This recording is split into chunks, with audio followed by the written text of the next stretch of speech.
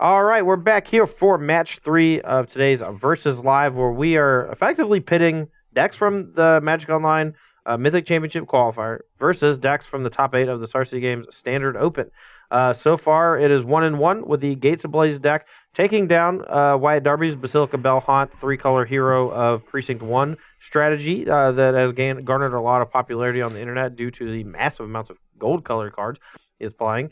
As well as just Wyatt picking up a stream recently and just really killing it. And just want to point out, just how good a stream is. And if you haven't checked it out, make sure to do so at some point in the near future because it's good. Yeah, I was watching some of it last night after we got home from Indianapolis. Learned a little bit about the Esper deck before today. It was a really, really good job that Wyatt's doing. He's going to have an article here on StarCityGames.com later this week breaking down the Esper deck that he played. So if you're interested in the deck, be sure to check that out. It's going to have a sideboard guide and complete explanations for all the card choices. I believe that will be up on Wednesday. Excellent. So that's tomorrow. That'll be there. It'll be great.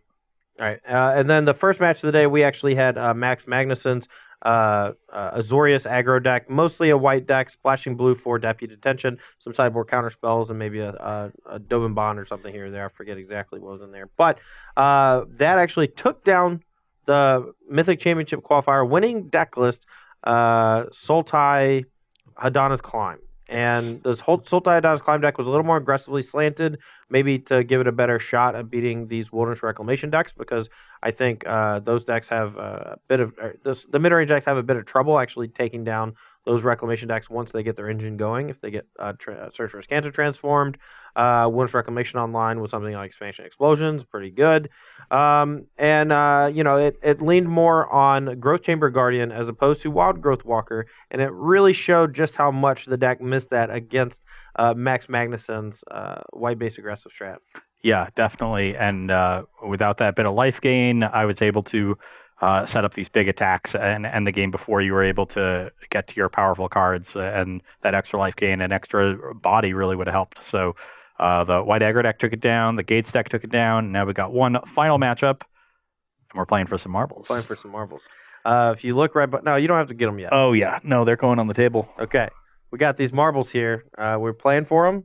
This is our new Versus Live trophy. It's all the marbles. It's a jar of marbles. It is a jar of marbles. It is Ross's dad's marbles. Nice.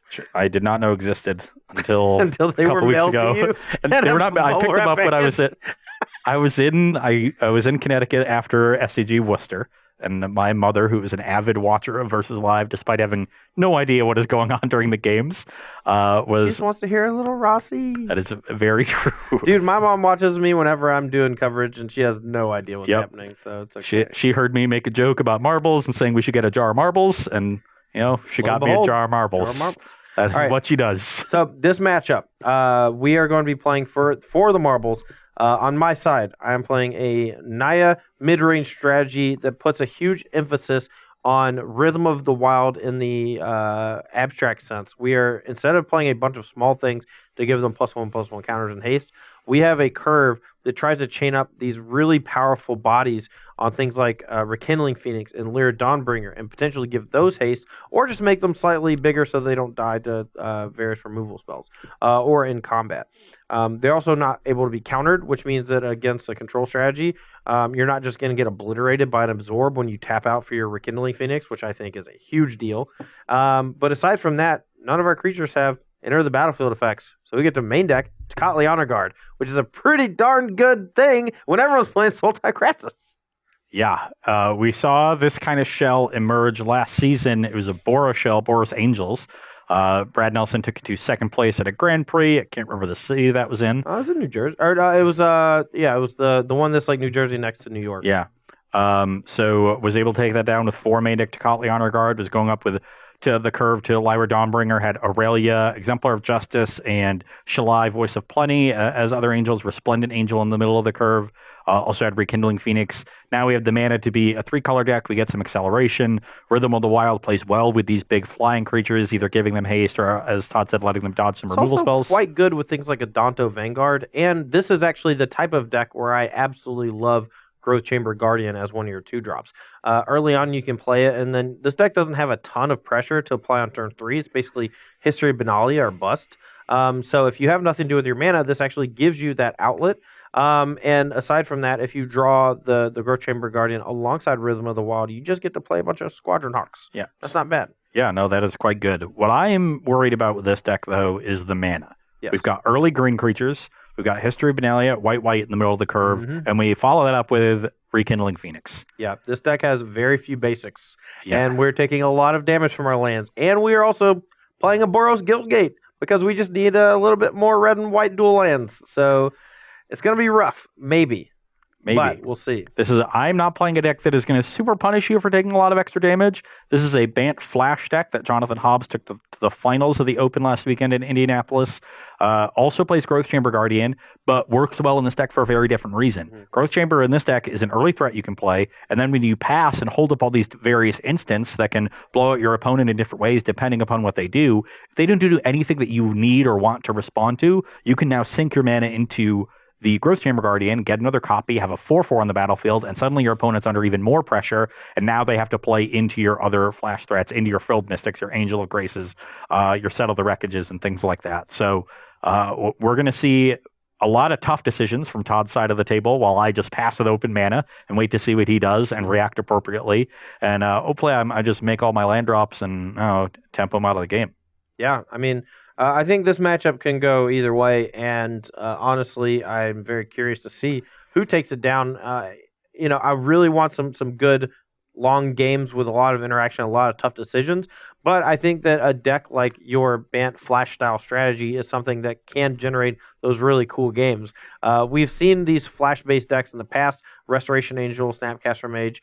These have been something that were on top of the format at various times, and we're getting to a point with this Bant Flash strat where you actually have the ability to play almost entirely at instant speed. If Growth Chamber Guardian wasn't in your deck and you were just Frilled Mystic and Angel of Grace, you could play all instants. I have History of Benalia too. So the first 2 or 3 turns you play at sorcery speed, and then from turn 4 on, you're at instant speed. It gets really hard to play around Settle the Wreckage when you also have to play around Angel of Grace. I'll tell you that much for free. Yeah. So it's going to be a really cool matchup. Let's just go and play. Sure. All right. I lost that, so I'm on the play here. Yeah. I will say one thing right before we get started is that this is a deck that both decks I actually think here are predicated on getting early initiative. Whenever you're a mana creature deck accelerating into big creatures like Todd's is, you really want to get out ahead. And my deck wants to get out ahead so you have the luxury of not doing anything on your own turn. Once you fall behind, your opponent, even if you pass with mana up, your opponent can untap and make some attacks and force the action on you. And it's really hard to use your Frilled Mystics and other flash threats to their maximum effectiveness. So the first 3 turns are going to be really important here. All right. How's your hand? It's a little bit slow. This is a fine hand, and it's a definite keep on the play, but even though it's a 3-lander, good mix of lands and spells, in a matchup like this might be a mulligan on the draw, just because I'm going to fall behind. Yeah, but on the play, if you have something to do on 3, I think that's good enough, Yeah, and good mana. So I'll start with a Hallowed Fountain. All right, let's play a Temple Guardian. No. Let's play another Hallowed Fountain. It was a good draw for my turn. That'll set up my next 2 turns quite well.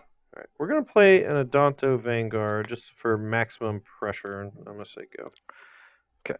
I will play Sun Petal Grove and History of Benalia, the best card ever. Okay. Chapter the first. Let's attack for 3. I'll take 3, go to 17. Yep, and then I'm going to shock down to 18. I'm going to play my own best enchantment ever in Rhythm of the Wild while you're tapped out, and now none of my creatures can be countered by your syncopates and all the other stupid stuff. Your turn. Okay. Well, chapter 2. Mm-hmm.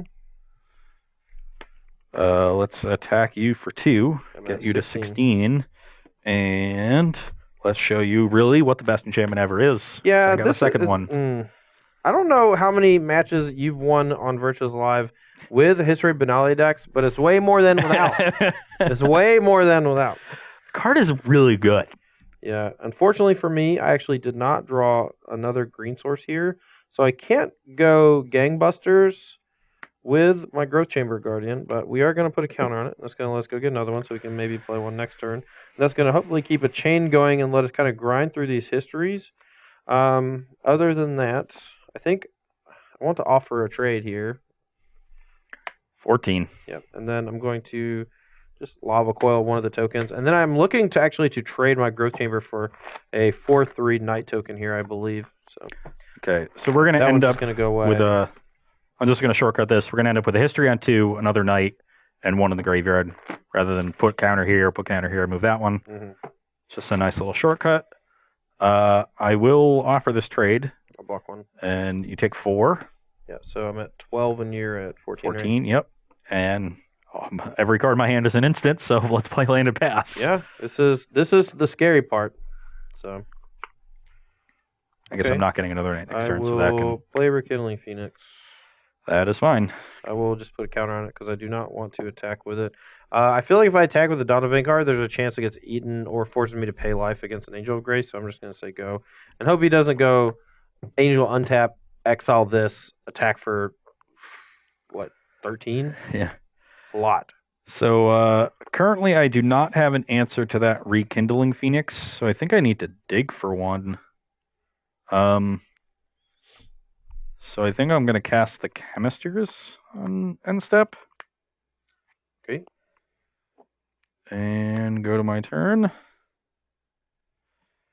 3rd chapter there.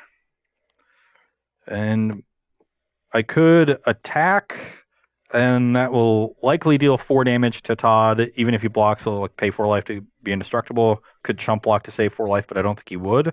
And is 4 damage, is it worth throwing away a night token here for 4 damage? 12? I don't know. Good question. If your hand is just like Angel Grace, Angel Grace, Angel Grace, then I think maybe, yeah. It's pretty close, though.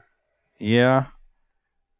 I'm inclined to say yes, so let's attack. Okay. The fact that he is doing this, for me, it signifies one of 2 things in a vacuum. Either he has a way to deal with the egg that Rekindling Phoenix leaves behind, or he is just trying to push damage. And there are basically no cards I can think of that deal with egg and not Phoenix out of this color combination off the top of my head.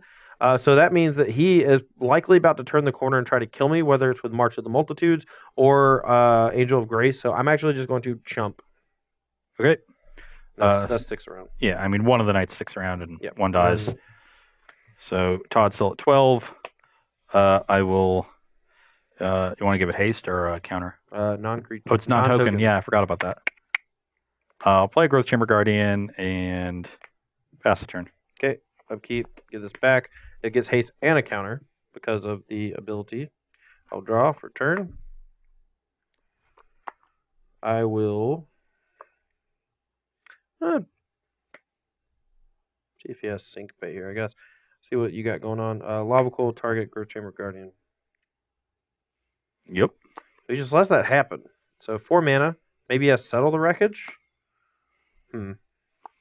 Or just the Chemisters Insight. I think I'm actually okay with this dying at this point. So I'm actually going to attack for 5 and try to turn the corner myself. If he settles me, the land is actually good for me.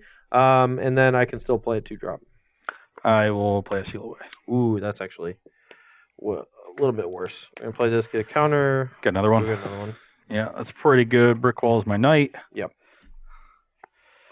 Let's play a Hinterland Harbor and pass the turn. I couldn't just pass and let him go Chemister. I think I had to try to use the Phoenix. So, even though he had the Seal Away, it was going to hit something eventually. And I think I'd rather hit that than the card that I'm hoping to play very soon here. That's a tilt.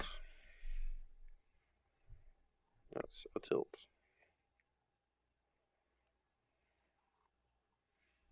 All right. Let's go Growth Chamber, counter. And unfortunately, I drew the other one this turn. Takaliana Guard, I'll put a counter on it. And you may respond, but... No, that's fine. Your turn.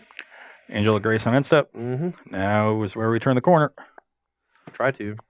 Yeah, let's mush you for 5. Go 7. And play a Growth Chamber Guardian. Mm-hmm. And pass the turn. So he's not activating it. All right, I'll go to 5. I'm going to play a Lear Dawnbringer. Yep. And I am going to put a counter on it. Because if I attack with it, it can get hit with Settle or another Steal Away. And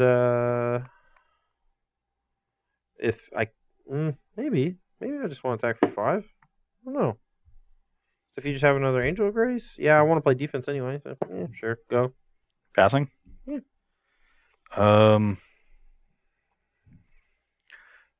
Okay. Well, I'm definitely going to flashback this Chemist's Insight. Let's pitch this Frilled Mystic that hasn't been able to do anything. Yeah, Rhythm of the Wild takes care of that one. Yeah, it would have been nice to hit the Lava Coil on this first Guardian, but I only had 2 green sources at that point. Mm-hmm. But yeah, the Rhythm has made that card very awkward. I probably should have just attacked because of the Chemisters. Same thing as last time, but I mean, I am basically dead if he had an answer to the Lyra, and most of his answers only deal with it if it attacks. But the longer the game goes, the better his like March of the Multitudes and stuff become. So let's make another night. I'm going to go to 12 and have that enter untapped. Okay. I'll pass the turn. 5 or 6. I will play a Seal Away. All right, you win. So I'm at 5. I have no flyers. Just went for it? Yeah. I mean, you shocked, so I had to either assume you either had another Angel of Grace or you were just like, I'm going to lose the game if it goes another 3 turns or whatever. So if I just go for it now, yeah, I mean, eventually you just get to tap it and I die. Yeah.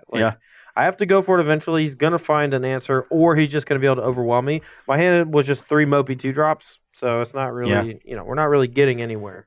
Makes sense.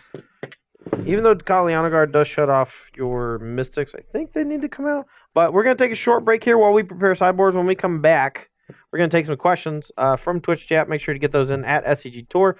Kyle West is going to bring those best ones to the forefront and ask them to us. But we'll be right back. All right, we're here for sideboarding for Game 2 of this Naya mid-range strategy focused around Rhythm of the Wild versus Ross Merriam's Bant Flash deck, as made popular by Jonathan Hobbs. Yeah, took second place this weekend at the SCG Tour stop in Indianapolis. For my side of things, we need to make some serious changes. We need to have weird things that might be a little hard for Ross to play around, cheap things that might be hard for Ross to play around. We're going to put an emphasis on disenchant effects to take care of Seal Away, maybe Ixalan's Binding or something after sideboard. Night of Autumn is versatile enough that is just good. Same with Cinder Vines. Ross has a reasonable amount of non-creature spells, so I'm looking to deal him a couple points here and there with this, while also using it later on to protect myself from something like Seal Away. Ixalan's Binding. This is a card that can maybe check his big angels after sideboard, or the ones that he has in the main deck, the Angels of Grace. Immortal Sun, just a really powerful card. If he doesn't have a counterspell for it, and he's likely to be siding out a bunch of counterspells because of Rhythm of the Wild, there's a chance that it ends up dominating the game.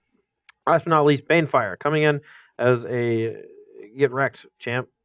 Hopefully it works. But Angel of Grace is very good against Banefire, which is important to note. Aside from that, we are boarding out Lava Coils. They were okay in that game, but they were literally just taking care of 2/2s off of History of Benalia, as well as like Growth Chamber Guardian, which I didn't really care about, and I should have just saved them for Angel of Grace. It does kill Angel Grace. Yeah, but you get to play it at flash speed, and this is a sorcery, and then you can untap with a protection spell if you want to, like a Frilled Mystic. It's not good. It's embarrassing. Sorcery speed stuff is embarrassing if it's not like doing something super proactive. I don't want to be reactive basically at all. Kaliana Guard coming out, Shock, and Lyra Dawnbringer number 3, I think.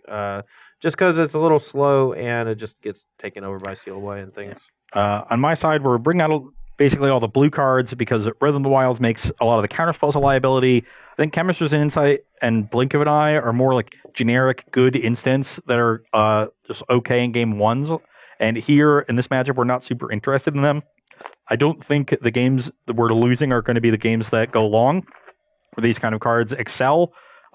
So I think you can freely trim them and shore up the early game. And then Depose Deploy, I think, is a card that, even though there's some life gain there, that's more important against lower to the ground aggro decks. The 1/1 bodies can get into combat, and the little bit of life you gain is pretty important. Todd's deck is going to be dealing me damage in very large chunks, and the 1/1 bodies don't do a whole lot. So I think this card's pretty weak in the matchup. And we're just bringing in some heavy hitter flyers, some extra removal, and then Night of Autumns that can block on the ground effectively. They can blow up Rhythm of the Wild, or they can gain us some life in the late game to help layer on Banefire and other reach spells. So just getting more defensive here against a heavy creature strategy and less concerned about the other aspects of our deck. It's actually kind of funny. Cards like Rhythm of the Wild, they suffer from splash damage. a lot of people right now are focusing on artifacts and enchantments and ways to kill them. And if your deck is kind of relying on this type of a card to get the job done, it looks a little awkward at times. All right, well, I have a pretty good opener here. I'm going to be keeping mine, but I'll let Ross finish shuffling. Let's take a couple questions while he's shuffling and figuring out his opener. Sure. Death Magic is hoping for some advice for an upcoming FNM and how to beat mono red. There's a number of ways. Mostly, if each color combination has very specific ways to interact with red in a positive way. Blue, you can kind of lower your curve and go for more things like Spell Pierce, since a lot of them are becoming more burn based. As long as you have some way to leverage the tempo you gain off of the Spell Pierce, think like a mono blue deck using Spell Pierce to protect Tempest Gen from like a sideboarded Lava Coil, or to stop an Experimental Frenzy from running you over. I used Spell Pierce to good effect against mono red this past weekend in the Classic.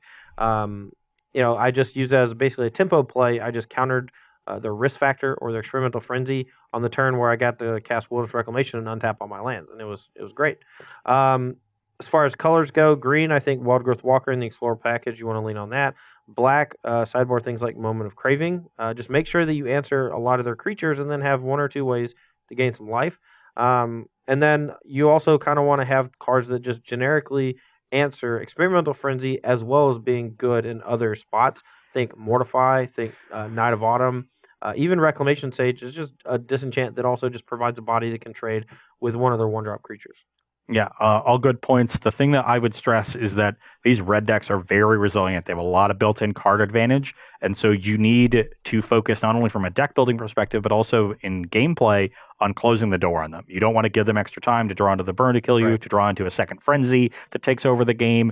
So don't think that these are red decks that are going to fold once the game gets to turn 5, 6, and 7, Yeah. and you just need to get there. Once you get there, you need to be figuring out exactly how many creatures you can attack with to still protect your life total from 1, 2, maybe even 3 burn spells, depending upon how good your position is, and make sure that you're at turning the corner and ending the game. Yeah, I mean, think once you get your Wild Growth Walker up to like 5 power and you have one or two other blockers, you need to start attacking with that Wild Growth Walker, because every extra turn you give your opponent is effectively like 1.5 damage or something if you take into consideration. And if you're at 5 or less life, you don't have that many turns. And sometimes that 1.5 turns into 6 damage over the course of 2 turns if you are on the wrong end of the variance spectrum. Or they can just draw land, and then you're still just giving them too much time. Yeah, and there are going to be some games where it's right to get so aggressive that if they draw back-to-back burn spells, you lose. And sometimes when you do that, they'll draw the back-to-back burn spells and you'll lose. And you've got to make sure that you don't get too down on that result and keep doing the same thing over and over again. And over time, your win rate will improve. Yeah. So, all right, let's do one more. Sure. T-Drizzle wants to know, how about Wrath Capuchin in the Bant Flash deck with cards like Teferi? I'm a bigger fan of Wrath than most, I would say. It's also really nice with History Benalia. Yes. But there's just only so many 4s that you can put in your deck. I don't think you're going to be playing it over Frilled Mystic. You're not going to be playing it over Settle the Wreckage. So fitting Wrath with all those cards is really tough to do on your curve. Maybe it's a nice card to be in that like Chemistry's Insight spot if you want to be more aggressive, but you're not going to ever fit too many of that card because it's kind of low impact. It's the Mopey 3/3 flyer. It's just a 3/3 flyer in this particular strategy. You can build an historic deck built around Wrath where cards that would normally be played at sorcerer speed become super powered at instant speed, but that's not what this deck is trying to do. And if you're just playing Wrath Capuchin as a 4-mana 3/3 flyer, it's not good anymore. Restoration Angel had 4 toughness, so it survived all the 3 damage burn spells. But even then, Restoration Angel in this format, if it was just a 4-mana 3/4 flying flash, I don't know if it'd be good enough. Yeah, so not a huge consideration, but all right, we are running behind, so we are gonna jam game 2. Okay, well my hand's pretty good. We got some early interaction, good mana. Start on a tapped Shockland. Gonna play Cinder Vines here, and now every time Ross plays a non-creature spell, he's gonna take 1 damage. And then at any point, I can use it to pop him. All right, I'm going to hope he doesn't have a Syncopate here. Play Rhythm of the Wild. That one's going to resolve. Okay, your turn. I do like Cindervines being one-sided. Which one you want to kill? I got some options here, and I got to tell you, I'm not sure which one is right. I am inclined to play the History of Benalia. I'll take a point from the Cindervines. Put you in 19. 19 and Chapter 1. Okay, I'm gonna take this time. I probably should have played History first, but I wanted to try to get Rhythm of the Wild before he had Frilled Mystic active and stuff like that. So I don't know. It might have been a mistake to sequence it like this, but that's okay. Yeah, unfortunately, History of Benalia and Rhythm of the Wild, not so much of a combo. That's true. It is non-token, but separately they're both still very powerful. So Okay, I will attack for 2. I'll go to 18. I will play another History. Take 1 to 18. Come on. You know, sometimes you gotta learn, Todd. Yeah. How about you just draw any other cards in your Any deck deck. that aren't History and force me into an insane amount of pressure. All right, let's give it haste and I'll target itself, and I'll attack with these two and put a counter on here. So you're gonna take 7 if you don't block, or you can double block, and I'll eat 1. And also, you took another damage from this. You're at 18. Yeah, I know I'm at 18. I had missed that. it. I missed it.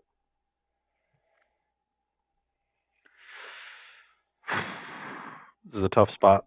I think you. I don't know what you do. I think if I had a 5th land in my hand, I think I would take it. But because I don't, I think I double block the token and take 4, go to 14. Okay, so you're at 14, and I'll pass turn. Yeah, drew the land, but that's good anyway. So we end up again with these two getting big and another thing, and that's on 2. And now I can shock to 12 and play Deputy of Detention on the Aurelia, and then attack for 4. No, they're or for big. 8, I mean. Yeah, I'm at 10. Brings you to 10, and then I will pass the turn. Okay. Draw, trigger. I will swing.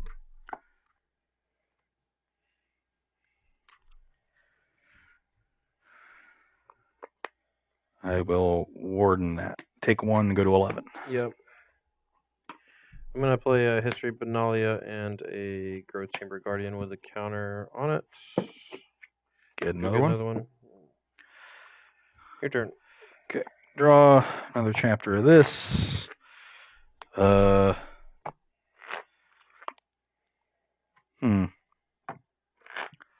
you have 2 in hand? Yep. And one of them is Elf Crab Warrior. I gotta just chuck this game. I think if I was the one on the play and I just went history into history, I would be in a lot better shape.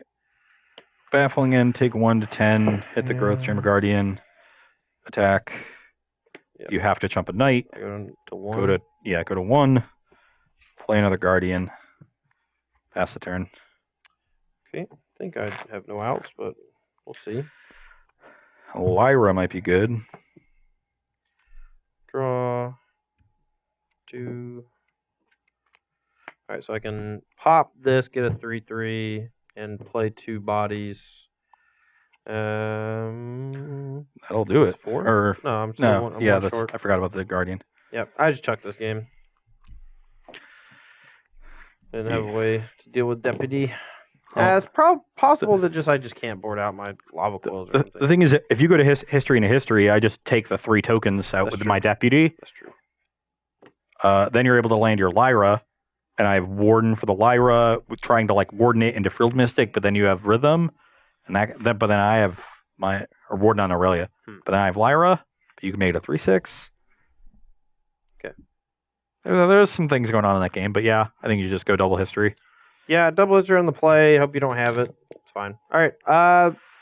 We're gonna take some more questions in a second. I don't necessarily want to discuss this matchup because it just felt really bad. I'm kind of a mopey mid-range strategy that doesn't have more than one dimension of attack. I mean, I have two dimensions. I guess I can attack you, or I can kill your creatures. That's it. We saw more of the flash elements in game one. Frilled Mystic was never particularly good because you had rhythm both games. Right. So we didn't really get to see the tempo aspect of flash, but really you saw the deck be able to be an aggressive deck because of the power of history. Well, you also got to see it be a control deck. Just like there were multiple instances where I just couldn't attack with a Danto Vanguard because if you just had Angel of Grace, I just had to pay 4 life, and that was just not an amount of life I was able to pay because of the double history. And I like the ability of your deck to play that aggressive role early on and put me in a spot where my cards just get significantly worse. But the thing I want to talk about most is that I think a Danto Vanguard is just bad now. We saw the Azorius aggro deck that made top 4 of the Open by Max Magnuson had Tithe Taker instead, and I think that might just be a great place to move to. The indestructible thing is not really a huge deal anymore. Deafening Clarion isn't seeing very much play. If the Gates Ablaze deck, God forbid it comes into play, you still get a 1/1 off Tithe Taker, but against all the control decks, you have this 2-drop that just basically forces their hand or makes the rest of their draws really bad. So if you're playing a History Benali deck, make sure you're playing for Tithe Taker. That card is just great. Yeah, big fan of Tithe Taker. Or maybe not on your side. I mean, maybe you should board for. Tithe Taker is an interesting card in decks like this because it encourages your opponent to play on their own main phase, which is what you want anyway when you're playing Flash. So, what I built an Azorius Flash deck during previous season that we played on an episode of VSLive. I don't even think Growth Chamber Guardian is good. I think it's good against control decks. That's true. But, you're operating at flash speed. I think that's pretty good against control decks, too. I had plenty of things to do with my mana. I wasn't that impressed when I drew it, but it's 2 games, so I'm not going to put too much stock in it. I am a fan of Tithe Taker. It also matches up nicely against the red aggro decks. Can block early, leave another body. Like here's Precinct 1, it's both very good against aggro and control, like the 2 sides of the spectrum, and it kind of struggles against the mid-range decks. But I think that Growth Chamber Guardian also struggles against the mid-range decks too. Yep. So it's really like just finding the right 2-drop for you. And right now, all of them are screaming play Sultai Crassus, which is crazy to me because, like, how do you beat the deck when all of your cards are designed to beat the polar opposites, and the one in the middle just keeps popping you? Yeah, no, it's one of the reasons that deck does so well. That when those polar opposite decks exist in the format, they're stretching the format in that way and creating this initial test. So everything that gets by that test are decks that are already weakened against you, and you just get to mop those decks up. Yeah. And then that's how the Golgari decks are one of the reasons they've been very successful. Granted, they do have powerful tools in those polarized matchups as well. So absolutely. All right, let's take 4 questions, and then we're gonna close it out. We're getting pretty close to time here. Ivan Drago, first off, wants to know... I break you. Why the box behind your head, Ross, isn't with the other boxes. It's because you need to place your marbles on the mantle. Yes, it's because... No, if you put your marbles there, it actually opens up the portal to the Temple of Light. Yeah. That's our space on my side for the marbles. So now because I won this marble match, it stays over here. Yeah. When Todd wins one, it'll go over there. So you'll be able to tell at the beginning of each episode who won the last. Yeah, who won the last week because of where the marbles are.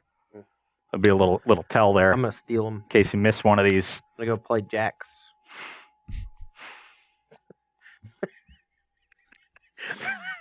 No one's gonna get that. That's an old thing. Anyway, more. Yeah, more relevant, sure. Mink 222 wants to know what your opinion is on Hydroid Crassus in Modern. It has a cast effect, which is potentially really powerful. I don't know exactly what kind of deck it could go in. Maybe you splash blue in a Tron deck and you just have a bunch of mana generation. But I don't know if they really need that kind of effect. Wormcoil Engine plays that role extremely well, and I don't think Hydroid Crassus would be particularly good against like a Jeskai control strategy. Like game 1, they have a ton of dead removal in their hand already. Having to hit 2 colors of mana in your Tron deck seems not great. Yeah. So what I mean, it's about context. Like what deck generates a lot of mana that you would want, like a Scape Shift deck that plays blue, but then it's just not Scape Shift. So Even if you wanted to put some blue cards in your Tron deck, and Krasis was one you decided on, think about how often you're going to be casting that card. You're going to probably have 2 colored sources in play and 3 Tron lands. You're going to have 9 mana a lot of the time. Maybe you have 8 and you use a star or something. anyone who has played Tron before knows that World Breaker is occasionally tough to play. Yeah. And this would be even harder than that.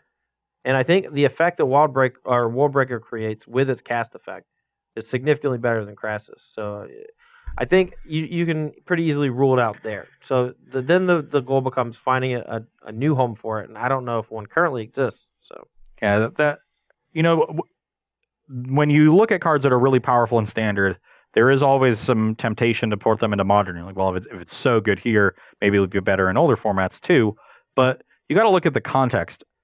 And Standard is a format that often revolves around these grindy mid-range decks that have elements to get aggressive with the early creatures that generate value, and then a lot of card advantage going along, so they can play into the late game, but also is able to keep pace in the early game with aggressive decks. And those kinds of decks don't really exist much in Modern. The mid-range decks in Modern aren't ones that are really looking to grind you out too much. They are, but they don't generate card advantage per se. They rely on Liliana the Veil to restrict card advantage from both sides, and then you end up emptying them of their answers, and then hopefully you peel a Tarmogoyf, a Dark Confidant, Bloodbraid Elf, something like that generates either a snap advantage or can close the game out very quickly. Rather than trying to lift everyone up and then throw bigger haymakers at them, these Jund decks are trying to strip everyone down and then have the best cheap threat, the best individual threat, like Tarmogoyf, the ones we listed. And that's not the kind of style of deck that Hydroid Krasis fits in. And that's really the way mid-range decks operate in Modern, because you need to be really disruptive early in Modern because of the threat of these combo decks. Whereas the combo decks in Standard give you a lot more time to set up and then stop them with counter spells. Well, I'm thinking about it, right? In my head, I'm thinking, well, maybe the Amulet Titan decks can sideboard like 2 or 3 Hydroid Krasis is just like a different way to dump all that extra mana when people are picking apart their amulets, countering their Primeval Titans. You can pact for it. Is it better than Hornet Queen or Rurik Thar?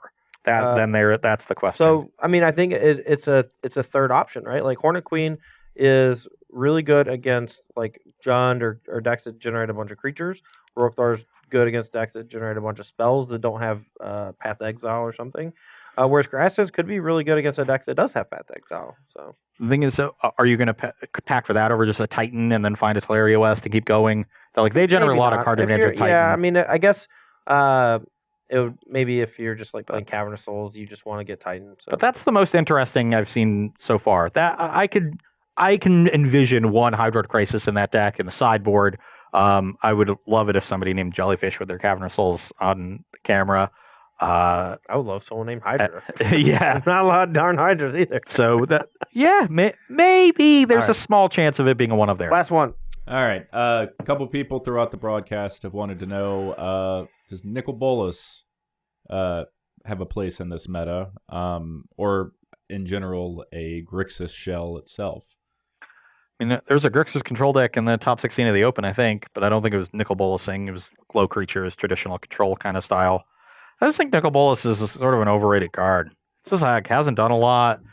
Like it was cool to be able to like cast it, and then Eldest Reborn it when they killed it, but then everybody started lava coiling. Then everyone started playing like 3 Vivian Reeds. Yeah. It doesn't really line up that well against a lot of the answers in the format. And sure, like generates some value immediately, but that's your opponent discarding a card of their choice. It's kind of the worst card advantage you can generate. Drawing a card is way better than that. I think if Nicol Bolas said like draw a card, look, you're in the past we've had very similar cards to Nicol Bolas the Ravager. Things that generate value when they enter the battlefield, and if left unchecked, do something super powerful in the game, maybe.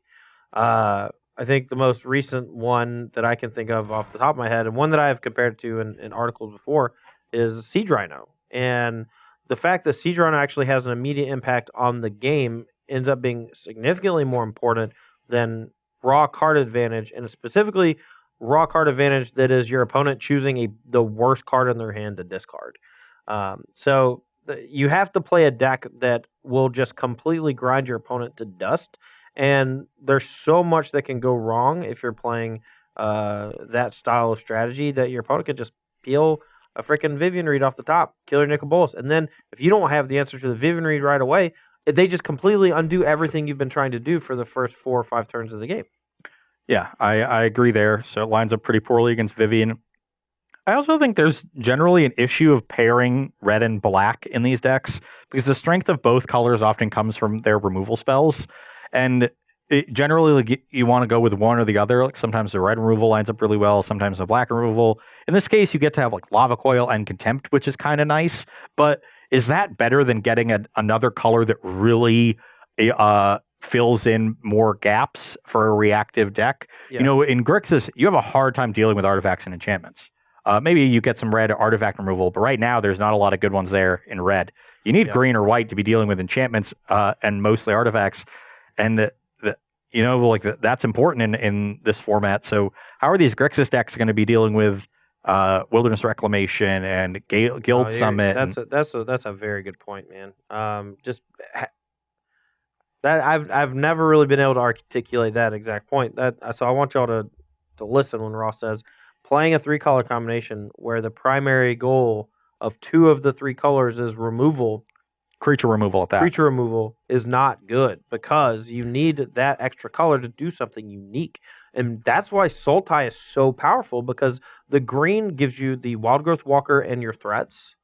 The black gives you the removal with Cast Down, Hostage Taker, Chupacabra, Contempt. And then blue gives you card advantage and counterspells. And those 3 dimensions just make it so difficult for any one strategy to pick you apart. Whereas if you just play a Wilderness Reclamation against a Grixis deck, the only way they have to interact with it is a counterspell. Yeah, or a discard spell. And if you're focusing on playing discard spells while playing a long game, that plan with counterspells, you just give them time to draw into another one or draw into another one after they run you out of counters, and that's problematic. So I'm just not a big fan of Grixis, and I don't think there was a time when we thought maybe Nicol Bolas was powerful enough to elevate the archetype by itself, and that has just proven not to be the case. Yeah. All right. Well, that's going to do it for our broadcast today. Had a lot of fun today. Learned a lot about these new strategies. Really taking a good fine-tooth comb at some of them and really breaking them down. So if you have any questions, make sure to ask them next time, I guess, because we're done. I don't know why I said that. Because normally when... We've been doing this for so long and only doing VSLive for a couple months, and I'm still just the YouTube comments or Yeah, checking in on that wavelength. I'm bad. I'm so done. Okay, I'm tired. Please close. Okay, we've had fun time going through week 1 of Standard. A lot of good decks. A lot of work left to be done to tune these decks, and maybe look at other archetypes. Tune different shells for Hero Precinct 1 or Judith that we didn't really see show out in week 1. What happens to the metagame now that red doesn't have as much of a target on its back? I think its prevalence in best of 1 in Arena really elevated it in people's minds above where it actually was. I mean, it showed up. It was pretty popular. Didn't do that well. Yeah, and there were a couple of really strong players playing it too. Max McVitie, Joe Lissette, your teammate Caleb Shearer. Yep. So, maybe we see a reduction in red like we did, and then that opens up some other archetypes. The white aggressive decks come back in. Now we need more Crive Carnariums in our sideboard, things like that. So there's a lot of work left to be done with this standard format. We're going to continue working on it. Not exactly sure what we're going to be bringing you all on Thursday. We might transition into a little bit of Modern before the Team Constructed Open in Baltimore this weekend. I know what we're not bringing you. Yeah. Legacy. Who's doing commentary this weekend in Baltimore? Baltimore this weekend, we got Emma Handy, Matthias Hunt, combined with a team of Jerry and Brian G. Yeah, I think that's it. Jerry Thompson, Brian Gottlieb. They'll be on a week. One. Yeah. Their second week in a row. See how they handle that. Heard good things about their performance last weekend. Matthias M will be back in the booth, so that'll be great. Both Todd and I will be competing there in Baltimore, so if you can make it out to the Baltimore Convention Center, you can say hi to us. Mm-hmm. If you are not, make sure to watch all the action at twitch.tv/SCG Tour. That's right here. Yeah, right here. Yeah. And you can catch all the action there starting at 10:30 a.m. Eastern Time on Saturday morning, going through the entire weekend, 15 rounds of Swiss, 3 rounds in the top 8, 3 different formats. So there's going to be a ton of stuff going on. We'll see if Terramander or Light Up the Stage can make an impact in Modern. We'll see if I hope so. we'll see That'd if be good. Arclight Phoenix can make an impact in Legacy. A little Bear Live action, maybe. Oh, dude, I'm already. That's the deck I'm playing. I don't know if you knew that or not. Ooh, baby, I'm ready. Dark Ritual into Bear to Live into literally any spell. I don't care what it is. You're dead. Ready. Let's do it. All right. Okay. Cool. All right. Well, thanks for watching Versus Live by StarCgames.com. For Ross Merriam, I'm Todd Anderson. That's Kyle West. Say hi, Kyle West. All right. Thanks for watching, and we'll see you next week. Or